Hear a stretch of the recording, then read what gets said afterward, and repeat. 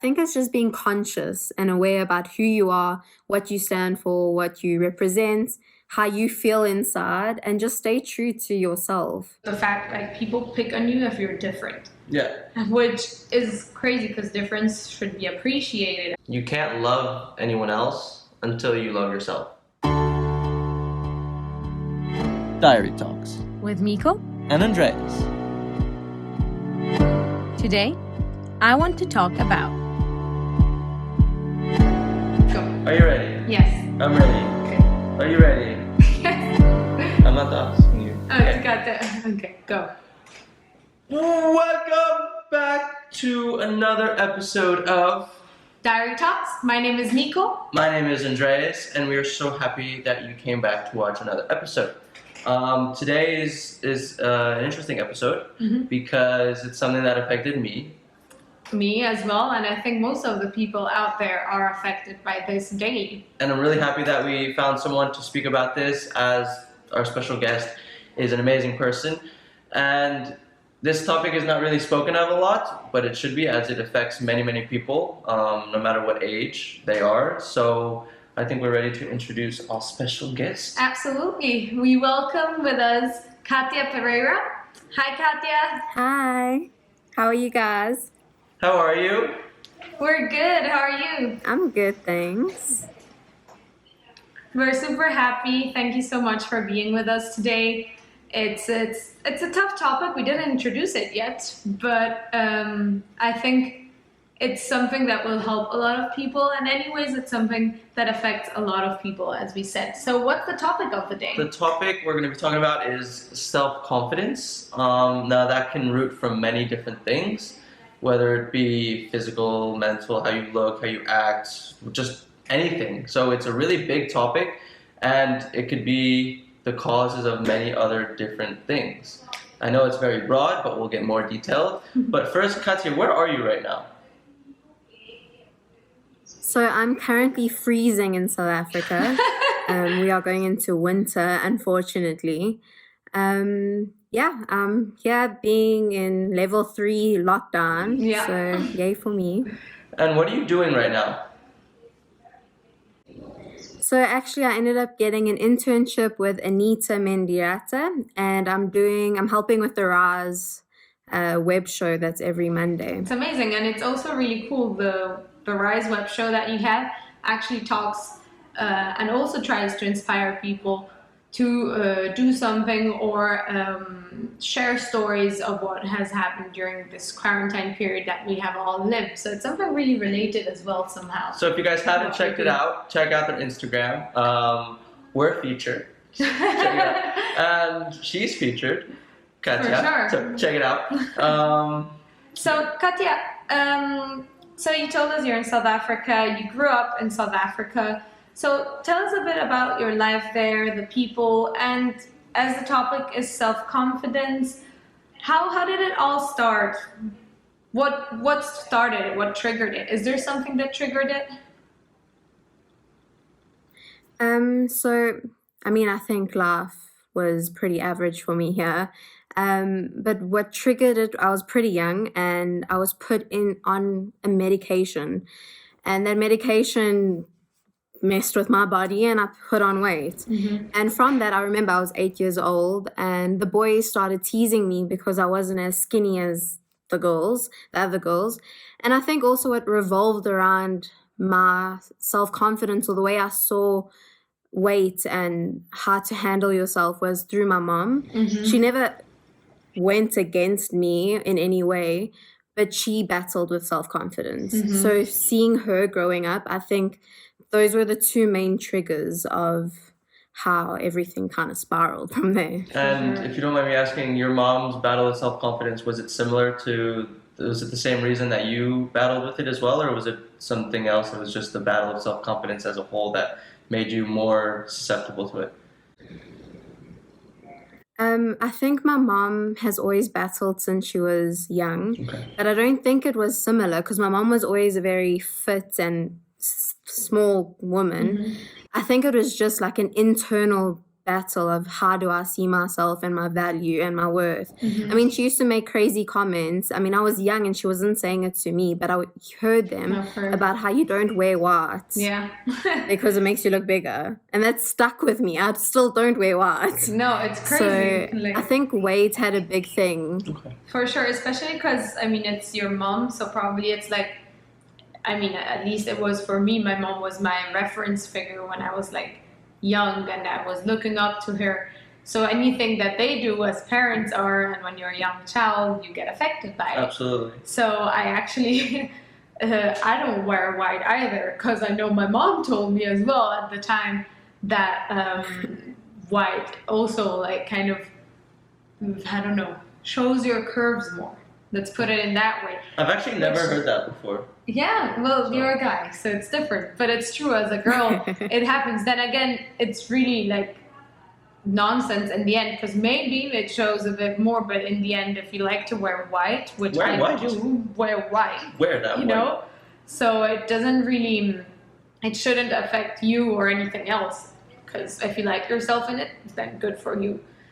And so you said it was around the age of like 8, 9, and that's where you started taking some medications, and that's kind of the age where you start to like notice guys as well somehow. Like you're 9, 10, you get into middle school, and you know, What? 8, 9? well, you start. How getting young into did middle you school. start? No, I didn't start that young. Wow. But you do have like, it is starting like with middle school. You start getting into it a bit, so it's normal, I suppose. Like that you The start looking a bit, competition you is know? high at that age. I mean, for not in that sense, but like in the sense that like as a guy, I can talk about it like who's the most funny, like which kid is the most funny, who can make the most girls laugh, Like Andreas was the boss who's the in most elementary who's school, the most right? athletic. I don't want to talk about elementary school, but yeah, I mean, I can imagine girls going through at that age have the same feeling. I can only speak about it from a guy's perspective.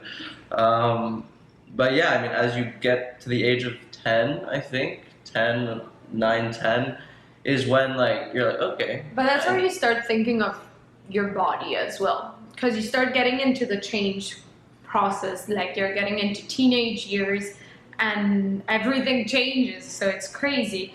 But you started still, it's very young, because I remember my years where I had like was affected most was around 13, 14 upwards. So starting so young, did you see like a growth in this lack of self-confidence through the years?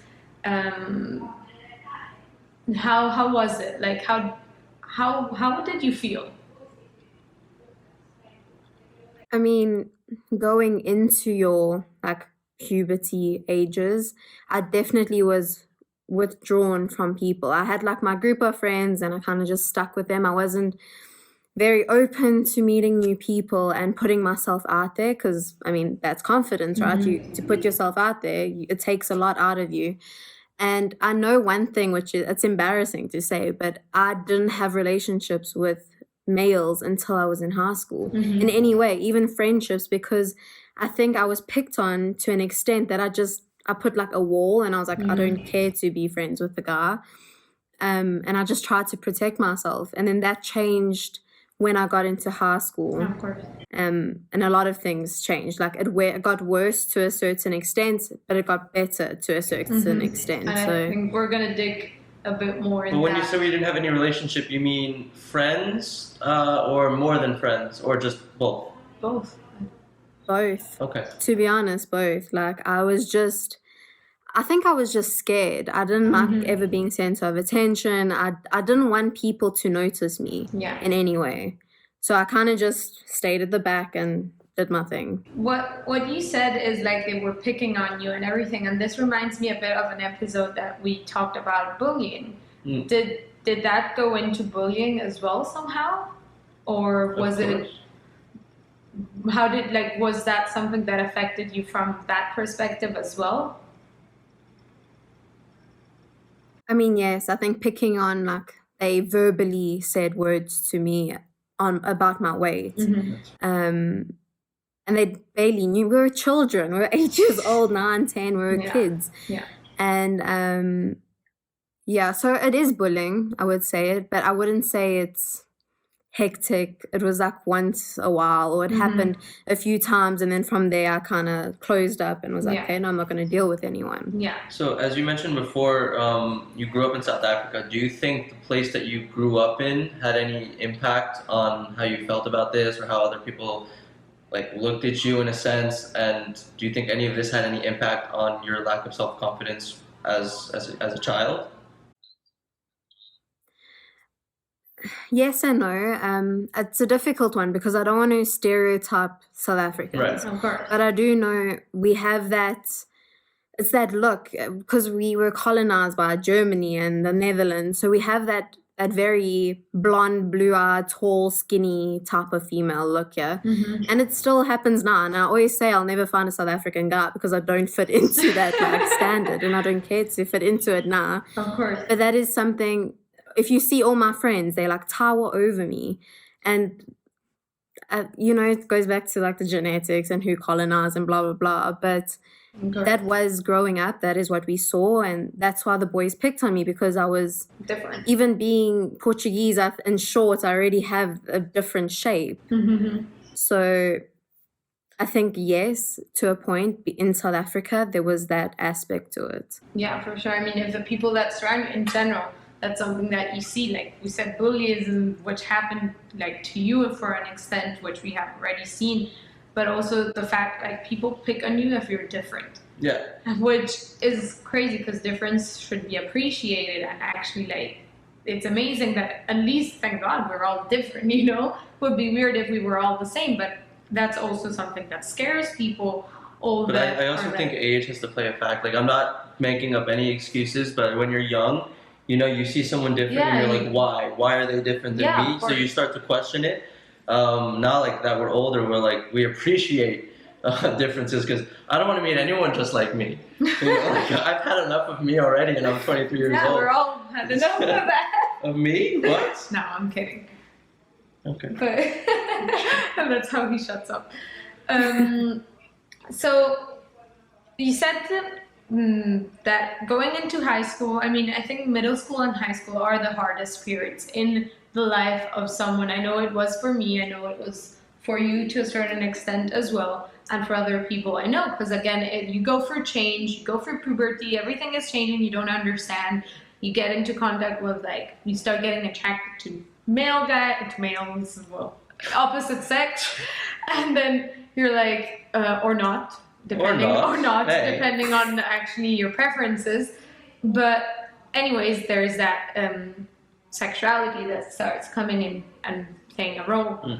So you said that going into high school, things kind of got worse, better. Can you tell us a bit more about that?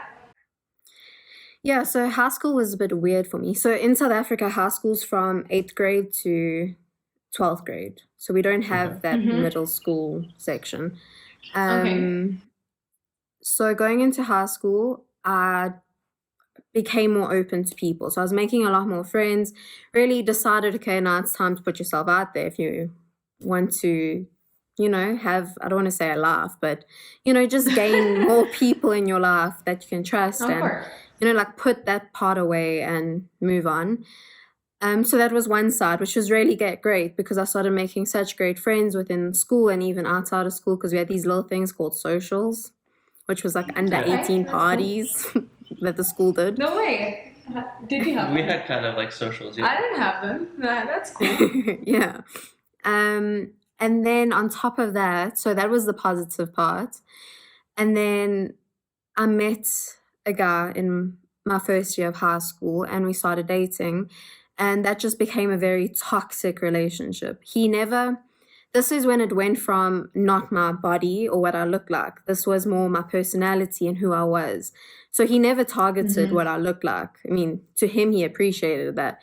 But he really broke me down as a person. And it went on for years. And I can say I was stupid because I got stuck in that cycle until I was, I think, 20. and it was just on and off, and there was cheating, and there was just, but not even that. That was not even the point. The point was how the words he used to break me down. And I had to always figure out, like, how do I pick myself up? Or am I actually that? Because after you hear something countless times that you are this type of person, like he used to say I was psycho. I don't know, maybe to an extent I am, but you don't say that to a person. And You No. start hearing it so thinking many about it. times, you're like, maybe I am the problem. Maybe there's Especially something from someone that you're broken. dating, you know, like And so young, I think, because so young, I thought I loved him. I was like, oh, wow, first boyfriend, in love with him, blah, blah, blah. And it just carried on I mean, we used to not talk for a couple of months, and then we would talk, and that's just how things would always end, would be in something like that. And yeah, and I know a lot of people go through that.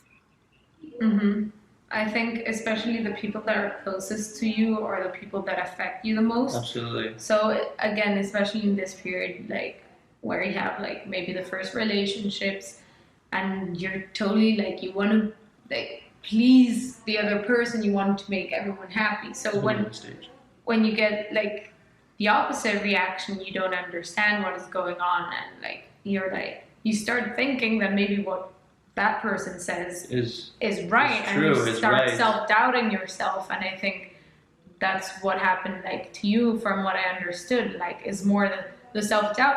And even worse, if I may say, or from what you're saying, is like really it's worse than the physical aspect. Like Yeah. that hurts, but it's physical when it digs into like your character and who you really are. Then it really makes you question, like, am I doing something really wrong here? Which you should really never ask yourself, because you should really look, like, I don't know, for me, if someone told me like I'm psycho and all stuff like that, I'd be like, I don't know how I would take it, especially if it came from you. Like, I know for sure, like, it would make me reflect, and then like I would talk to you about it and be like, but like if I was that young and especially during my first relationship, like it's bad. But so Katya, you said it lasted long. Exactly, like how many years did it go on? So it was on and off for about 6 years. That's a really long Yeah. time.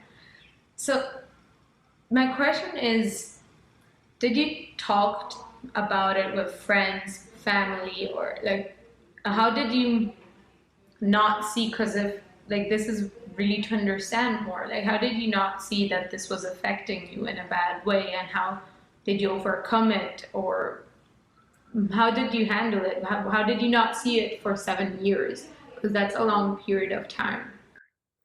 Yeah, so I didn't talk to anyone until I was out of high school. I mean, everyone kind of knew, no one liked him. Everyone kind of knew the situation. But I never verbally said what was going on or what he was saying to me. So when I got into high school, that's when, we went to university, sorry. And you meet all these new people from all different places in the world, and you get talking and you open yourself up and you start hearing what other people have gone through, and you say what you've gone through.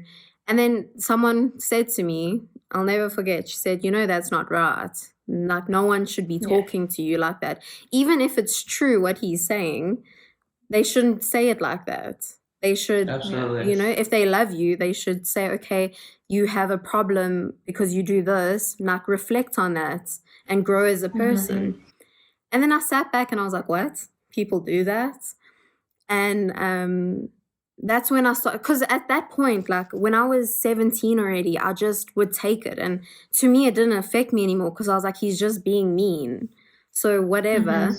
But obviously deep down, you're like, okay, maybe, especially when other relationships aren't really working out. And it's easy to blame yourself then. And then also, like, of course. I'm backtracking, but in high school, I had a lot of friends that kind of used me for my, I would say, like, kindness.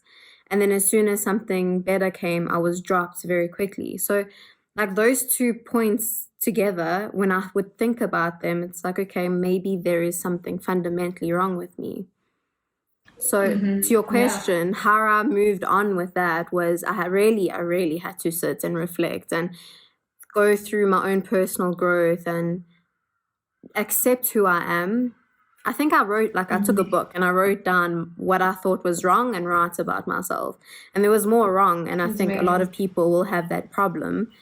And I was just like, no, this is, like, you're supposed to love yourself. Like, no, this isn't right. Absolutely. And yeah, And I'm sorry to backtrack again, but you just mentioned, I don't know, I was thinking about this question, but I didn't want to alter the thought process. You said in the beginning of high school is when you started to open up more to people. Why? Like, was there a specific experience or something that you were like, okay, like this is the time where I'm gonna open up to people. I'm gonna start to have relations with males. I'm gonna not like friends more than friends. Like, it's just, I'm sorry, it's just the way it came out. But like, I wanted to ask you before, but it just I never found the chance. Was there a specific thing that happened where you're like, okay, now I'm gonna open up to people now? I don't think there was a specific thing. I think it was more like, I think with me, I work in chapters. So going to high school, that was like a new chapter. So how can I change or grow or, adapt something that I'm not 100% happy with? I wasn't happy with my I was happy and I love them, my 3 best friends. But I knew, like, you need to open yourself up. Like, you can't just it was like a shell of a person. Like, I have so much to give, but I'm not giving anyone because I'm scared. So I work in chapters. So, like, going to high school, I changed a few things. Going to university, I changed a few things. And then I wanted to do that this year, but that didn't really happen. But I think that was my main thing. Okay. Yeah, I think, but it reminds me actually what you just said. I had a similar change. Like, I was very shy in middle school, and I got picked for a couple of things.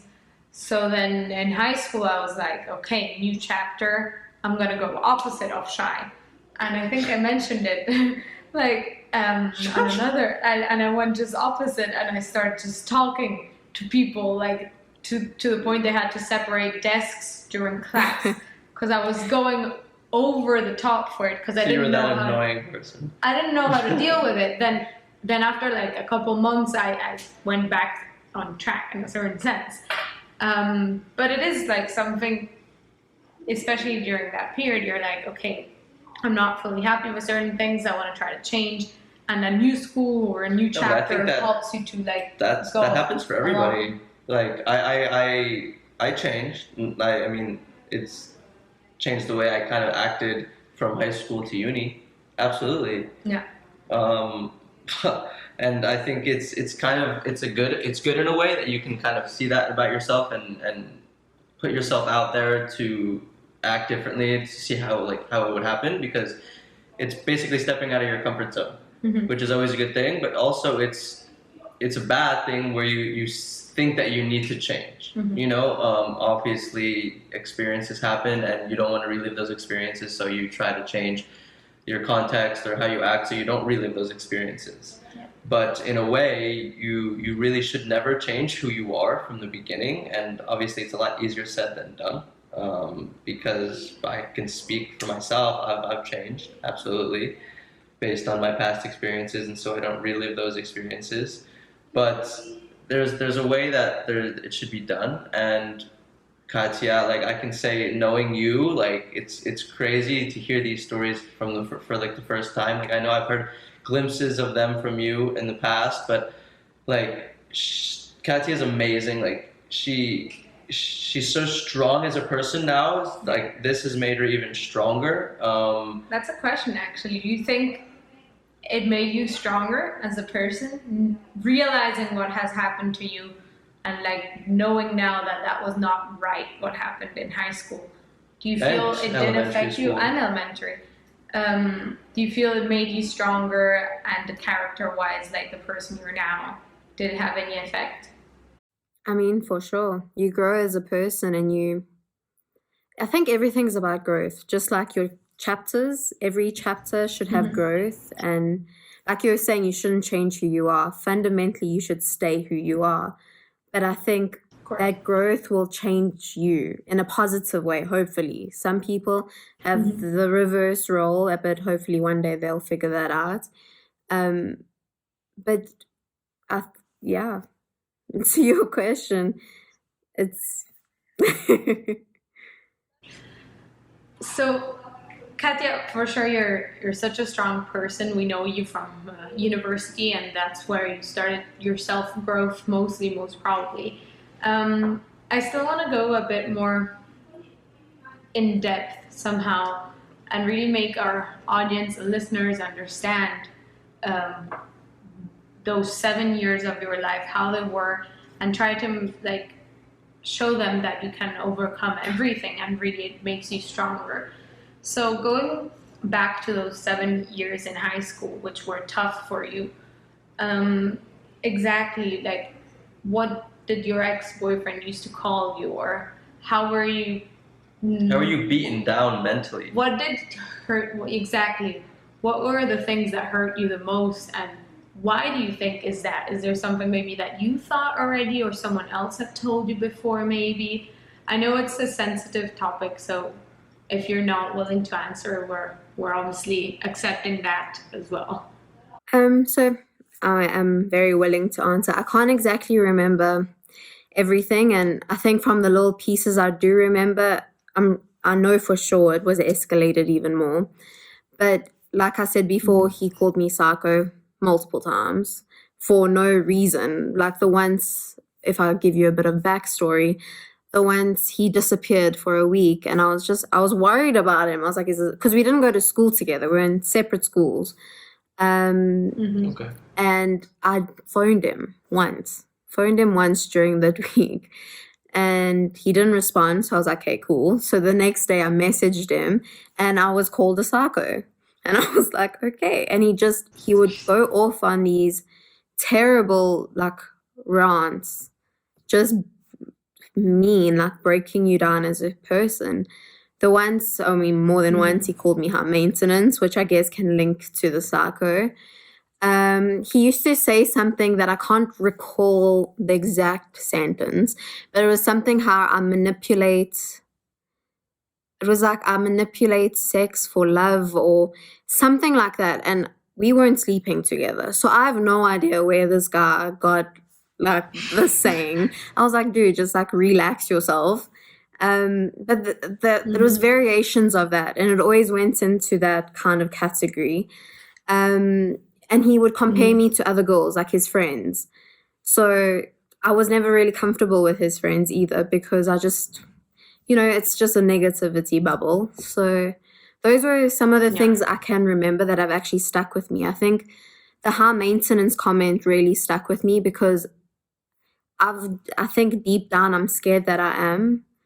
And it's hard for me to put myself out there for another relationship because, I don't want to be called high maintenance. I'm like, I want to be relaxed. No.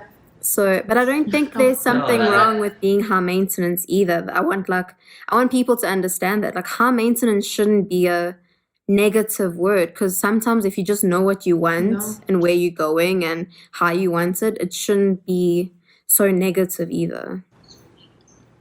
I think it's a very it's a perception. High maintenance, like it could mean so many things. I could appear high maintenance for someone and then not be high maintenance for someone else. So it's such a perception thing. Like if he related, for example, high maintenance to you, that you were calling him once and texted him after a week that he disappeared, I'd be high maintenance. If that's You'd be high maintenance. I think everyone would be high. My mother would be high maintenance. My dad would be high. So I mean, everyone, like, we're all like, it's a really it's really perception in this case. So in that case, maybe he had to solve some problems. He might have had issues of like. Yeah, I wanted to ask that. Did you ever realize or after this relationship, like really have a chat or talk with him and being like why? Did you ever ask him like what happened in your life or what happened that you had to treat me so badly? Did you ever ask him that? So we didn't have the conversation like that. But obviously being with him for so long, you see things. And in his family, you could just tell women weren't treated well. I don't know exactly about his mom in specifically, but I know how the uncle and the dad kind of were, and they weren't really involved in his life either. That's why I think I always made excuses for him, and I made excuses for my friends as well. I had a very bad habit of trying to fix people. So I used to take on these people that treated me badly, and I was like, oh, maybe I can help them and make them better people. And change them. Yeah, I was that person in high school. And yeah. I think it's nice. I think it's beautiful that you have this aspect or had this aspect of like, wanting I want to to help try others. to make a difference and help them out. But there's also the aspect of like, if a person is not willing to change or realize what is going on, or accept help as well, there's no reason, like there's no way you will make a difference in that, because something truly that I've it's something actually that always stuck with is like yourself. the first step to accepting help is realizing that you yourself have a problem. Yeah.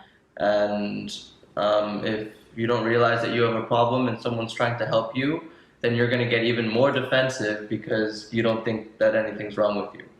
But I also want to like the things that he said to you. I also want to jump back to it. The things that he said to you was obviously it caused you to doubt yourself even more, to question who you were as a person.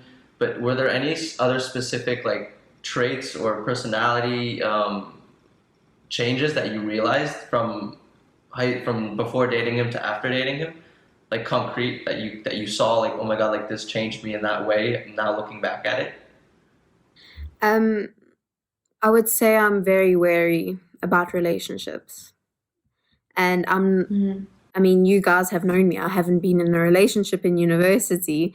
I don't even really try to be in a relationship, so that's a negative. But I know one day it will slowly, it will come. It just comes with trust, with meeting the right person and all that. But I would say I became very just more guarded with having like a proper relationship with a guy again. But then there's the positive So side you- where I think I grew a lot and dealt with myself in a better way and decided like I'm going to treat myself with love. absolutely. Yeah. So to go along that, have you ever met like someone that you were interested in, but you kind of took a few steps back because you didn't want to get hurt again, and you just didn't pursue or try to start something with that person? Yes, but I blamed it on being on internship. Okay. That was my initial like, okay, we can't go further than this because I'm leaving in a few months. And then when I actually looked back on that relationship, it was like I didn't fully let him in. We'd go on dates, we were seeing each other, but there was still like this wall. I didn't open emotionally and become vulnerable with him in any way.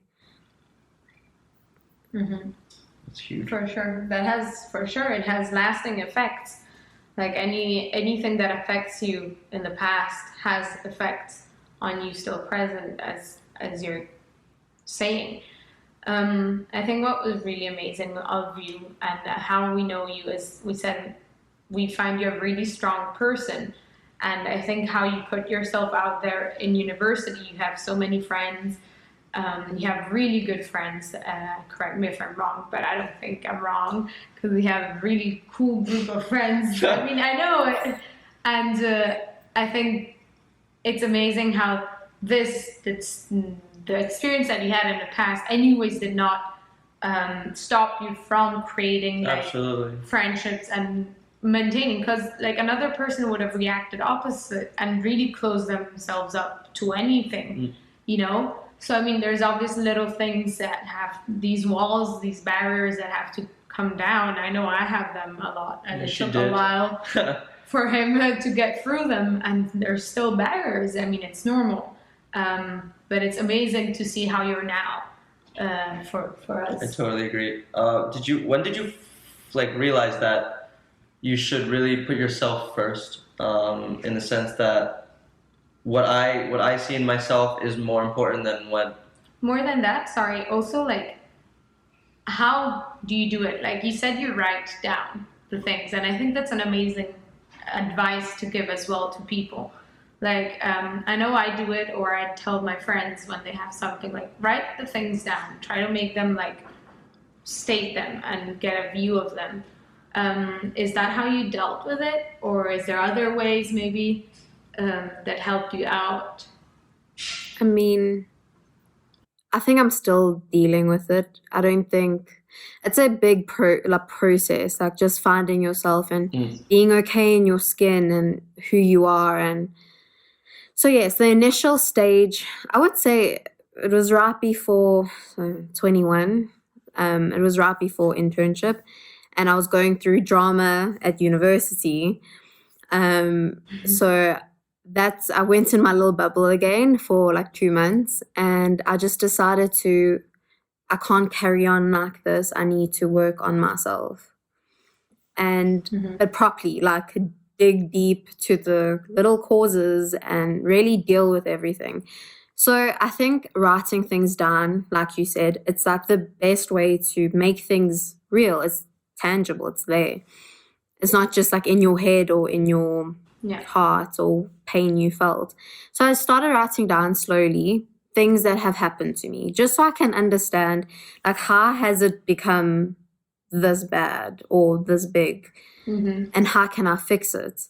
So that's what I started doing, because it's a very slow process. It's not like overnight. Right. No, of course. So I took my time, because having to deal with your issues, like, that's a hard thing to do. And you have to admit where you're at fault as well. Like, it's not just the other parties. Yeah. So that was definitely the first step. And then I think when I went on my second internship, that was a huge change to me. Also becoming better friends with you, Micol. You helped me a lot in that aspect with self-confidence. And just surrounding yourself with the right people and just being aware. I think it's just being conscious and aware about who you are, what you stand for, what you represent, how you feel inside, and just stay true to yourself. But it's just getting to that point of like, who am I? What do I represent? Yeah. So true. So right. Absolutely. I got emotional. Any last advice you'd like to give the people? I mean, this kind of did give an advice already, but any last words you'd like to give to anyone that is listening to us? Well, I know a ton of people like really battle with their self-confidence, and I still battle with it. You know, you go through it. One day you're great, one day you're like, oh my God. Katia. You know, and no matter what you look like or who you are, I think everyone in this world battles with it. And I think my advice would just be to look at yourself in the mirror and just say you love yourself. And I know that's so corny and cliche, but as long as you repeat that like every day, one point your brain's going to be like, hello, maybe I do love myself. It's like fake it till you make it type of thing. And just don't take rubbish from other people. Yeah. Yeah, I think that's so true. And something that I've never actually forgotten was you can't love anyone else until you love yourself. Exactly. And I think one of the main problems with loving yourself nowadays is a lot of people, I mean, I know a lot of people have called me cocky in a sense, but there's, I did at the time. yeah, but there's a different way of being in love with yourself. Like, if I love myself and I like to not really like, okay, you don't always have to talk about yourself, you don't always have to be the center of attention, but if you love yourself, that's so different than being cocky. You know, that's being okay in your skin, that's being okay with who you are. And again, like, if you're called cocky for loving yourself, then it's going to cause you, okay, I don't want to be cocky, I can't love myself then. And it creates another spiral that we just talked about. So if you love yourself, if you want to tell everyone that you love yourself, you should, because it's one of the main things you have to do in life to be okay, to be happy, and but show it in the way you relate to people. Like, show it, like, if there's, like, if you love yourself in a certain sense, which we all should, or in the process of it, like, it's the little things that show that you're comfortable with yourself. It's how you relate to a person. it's how you interact with others, it's how you put yourself forward. As well forward. So I think this was a really interesting topic, a really actual like common topic in the sense, something that affects everyone. I think everyone has struggles with self-confidence. Because if you say, like, I also, like, if you say you don't care about what other people think, like, it's hard to say that you don't when you, like, you shouldn't, but of course people do. And it's normal. It's normal. I have to say it's normal to care what other people think, because if you didn't, then you would be so egocentric. But it's basically choosing which people's opinion I value, which people's opinion I don't value, and when to realize, okay, what that person said is just completely false because I know it's not true. Yeah, correct. Katia, I think this was amazing for you to share your experience. And thank you so much, Katia, really, for really putting yourself out there and for being here. From South Africa. From South Africa, straight from South Africa. And I hope you had fun somehow, despite the topic being quite hard. I hope you loved sharing it. And again, another thing, the fact that you're sharing it shows how strong you are, because it means you understood it and you're going and you're battling it. You're understanding what is going on. So the fact that you're here with us today really proves using this how amazing you are. And using this negative experience. One that made you stronger, and that is all about personal growth that you said, but also to help others, which is huge and which is something that not a lot of people do. And what we're trying to do with here, this podcast, sharing, trying to help out, relate to the stories. So Katia, thank you so much for being with us here today. Yes, thank you, Katia. It was incredible. It was amazing. Everyone will learn something from this, from your experience. You guys, thank you so much for being here, for listening to us. Say goodbye to Katia, guys. Say goodbye to Katia. Thank you, guys. Bye, Katia. We love you so much. I love you guys. We love you very, very much. And if you guys like this episode, if you could relate, please let us know in the comments, because we're actually interested about how many people this will help. This will actually, I don't know, I'm interested because, like, we're doing this not only for us, not only for the people that we talk to, but also for you guys. So if you like this and if you like us, please subscribe to our channel. And if you have any topics that you would like to see, drop them in the comments, because we're taking advice or suggestions. Sure. 100%. So hit that subscribe button, boom. And we'll see you in the next episode. Turn on the notifications, and we will see you in the next episode. Next week. Bye! Hey guys, thank you so much for watching this video. If you enjoyed watching this, we'll check that one out. And if you like us, subscribe to our channel to see more videos and to keep posting.